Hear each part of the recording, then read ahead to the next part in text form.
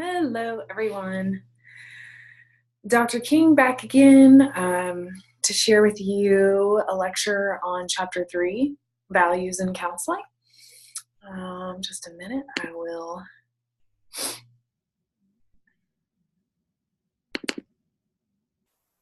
Let's do this from the beginning. All right. So let's talk about personal values in the counseling relationship. As you know, we are all extremely diverse individuals, and that's wonderful, and so are our clients. And it's really important for us as counselors to make sure that we are managing our personal values and not imparting our personal values into the counseling relationship or onto the client's belief systems. So bracketing is the ability to work with a wide variety of individuals who are different from us, and that requires that we bracket our personal values. We have to manage our personal values so they don't contaminate or interfere with the counseling process. So this can happen, of course, explicitly by stating outwardly that you don't agree with someone's lifestyle choice or belief system. But it can also happen covertly by saying something like, well, have you thought about maybe not doing this or doing this, giving advice, or expressing that, a certain lifestyle or aspect of somebody's identity is inappropriate, or that maybe they should reconsider that. So the American Counseling Association Code of Ethics A4B states that counselors are aware of and avoid imposing their own values, attitudes, beliefs, and behaviors. Counselors respect the diversity of clients, trainees, and research participants, and seek training in areas in which they're at risk of imposing their values on the clients, especially when the counselor's values are inconsistent with the client's goals or are discriminatory in nature. So, just like we need to be aware of transference and countertransference as discussed in the last video, excuse me, and how that can impact the counseling relationship, we also need to be aware of our own personal values and how that could impact the counseling relationship. So we are not allowed, based on our ethical code, to refer clients out because of personal values. And we may think that we're helping them by helping them find another counselor, but that is a discriminatory practice that can be harmful to clients seeking help. So we may think, I just don't know much about this lifestyle. I don't know how to help. And honestly, I don't agree with it. It's against my belief system. And so I don't want to hurt them by imparting my values or saying the wrong thing. But you're inherently rejecting the client as a person if you reject them for a behavior or a way of life. So that is being discriminatory, and we cannot do it. What we need to do is try to gain competence in that area, get some understanding, read the research. We can also, of course, have recognize and understand where we fall on our belief system so that we can appropriately bracket those biases. And of course, you can get supervision or counseling if you feel like you're struggling with these issues. So value exploration is a really important part of being an effective counselor. So the idea is that you are going to have a deep understanding of who you are as a person and explore your own values so it doesn't catch you off guard if you're with a client who may have different values than you or express different beliefs, or live in a way that maybe you don't personally agree with. So it's important for us to seek personal therapy, and that gives us a great opportunity to examine our beliefs and values and explore our motivations for wanting to share or impose our belief systems. Supervision can also help with values exploration and keeping your values in check so they don't affect the counseling relationship. And then there's the imposition of values by the counselor. That's an ethical issue in counseling. So we want to make sure that we don't impose our values again. Values conflicts. So if you experience difficulties over conflicting personal values, it's important to seek supervision and learn ways to effectively manage these differences. You can only consider a referral when you clearly lack the necessary skills to deal with the issues presented by a client, or you're limited in the scope of your role to help effectively. So this means that if you know that your client needs a higher level of care than you can provide, and you know that there's a specialist out there that can help and can provide that service, then it's unethical to keep seeing the client if you aren't helping them and you know there's someone out there who can help. And the part about being limited by the scope of your role, so maybe what they need is counseling, but they also might need a peer support group or Al-Anon or an organizational support of some sort that you cannot provide but someone else can. So that could be a good time to refer as well. So the legal issues with referral and values. So there were 2 court cases that Christian students filed against their public universities over the requirement that students avoid imposing their moral values on clients. So this is Julia Ward versus the Board of Regents at Eastern Michigan University, and Jennifer Keaton versus the Board of Regents at Augusta State University. And it's important to note that in some states, freedom of conscience clauses are being inserted into the legislation to protect religious freedom, which would allow counselors to refuse clients based on their religious beliefs. Although it does violate our code, it still violates our code of ethics. And it goes against our values as counselors. So that is in the state of Tennessee. But you can see how that could hurt the profession, because so many people come to counseling because they feel like maybe an objective third party who's not involved in their life might be the only person they could tell without being judged. They may want to explore how they feel out loud with someone who doesn't have an opinion on their lifestyle or their life, so that they can make the best decisions for them. But if you are inserting your personal values into the situation, they may be totally against the beliefs of the counselor of the client, and you could do more damage than helping. So some of the issues with referral, because as we mentioned before, some people feel like it's really best for the client if I refer, because I want to make sure that they're getting maybe affirming care. But the rejection in and of itself can be very painful for referrals.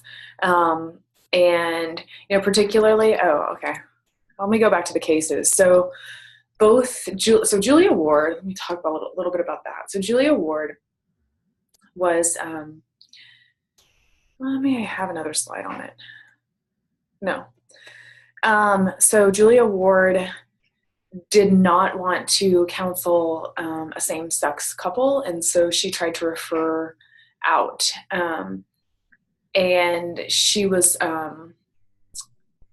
intolerant of certain lifestyles, and I think there were a few things that she said that she would not work with, like unwanted pregnancy, sex out of marriage, and same-sex couples and relationships. And then Jennifer Keaton refused to, both of these individuals refused to follow a remediation plan to help them become more tolerant and culturally competent, and sued their universities for religious freedom. And in the Julia Ward case, I believe they settled out of court, and then in her favor, because it was becoming too difficult to keep paying the money to fight in court after court. And then with Jennifer Keaton, they sided on the side of the university, and she lost the case. So that's kind of where we stand legally. So here are some of the issues with referral. So LGBTQ youth are extremely vulnerable, and our code, our ethics state for that we are to do no harm and that we are to do good, to be beneficent. And so it is harmful to refer. And with, oh, okay, there it is. Julia Ward, the issues she would not address: unwanted pregnancy, sexual activity out of wedlock, and same-sex attraction. So she was training to become a school counselor. And of course, if you are a school counselor in a school, there are quite a few LGBTQ youth in schools today, and non-binary, gender identifying individuals. And the word will get out if you're the counselor that won't see the gay clients. So that's something to consider. So you would be harming the individuals that you're serving, but you're also providing a climate of intolerance at school if you become known as the counselor who won't work with LGBTQ plus kids. And, then it makes you think about our entire profession. So if we allow 100,000 school counselors across the nation to refer out every kid whose life choices or identities that they disagree with, then what are we saying about ourselves as a profession? We're saying that we will turn people away, that we will discriminate. And so that's not the stance that the ACA has or the American School Counseling Association has. And of course, we're required to be multiculturally competent. That's also in our code of ethics, and this impacts our ability to be multiculturally competent because we are, if you're able to refer out someone you don't agree with, then you could refer out anyone for anything you don't agree with. And so it really undermines the sanctity of the counseling relationship, because the counseling relationship really should be a place where someone can go to share their deepest, darkest regrets, sins, disasters, mistakes, anything. They should be able to share and not feel judged. So I think that that's what we're really all about as counselors. And so if we're starting to say, well, I don't agree with that, I'm going to have to send you to another counselor, then we're really rejecting the person. I can't even imagine how it would feel if I went in with my most shameful secret and I told someone for the first time, and I was hoping that I would get some acceptance or just a non-judgmental ear, and then I get rejected and told that I can't be helped for that. I would feel like maybe I couldn't be helped or fixed as a person. And that would be extremely painful to me. All right, so since these values issues we kind of discussed are due to religious beliefs, let's talk about religion in counseling and spirituality in counseling, because there is enough room for both to exist. And of course, I want to mention that no one is saying that you should not have your own personal values and belief systems. We support all sorts of beliefs and religious beliefs and spiritual beliefs. And whatever your values are, that is totally up to you. It's just about bracketing your biases, your values, that you're not imparting those values on other people. And we all have values that at times we're going to need to bracket, that we're going to need to keep to ourselves, and we're going to need to make sure we're focusing on the goals and the worldview of the client. And that's okay. As long as we're aware of what our values are, we can do that. Okay, so let's talk about spirituality and religion in the counseling process. So spirituality refers to general sensitivity to moral, ethical, humanitarian, and existential issues without reference to any particular religious doctrine.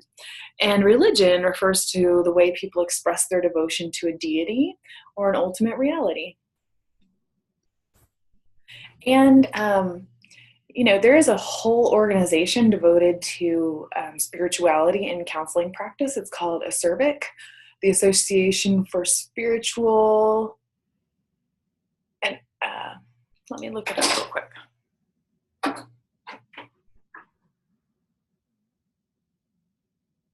Having trouble with the acronym.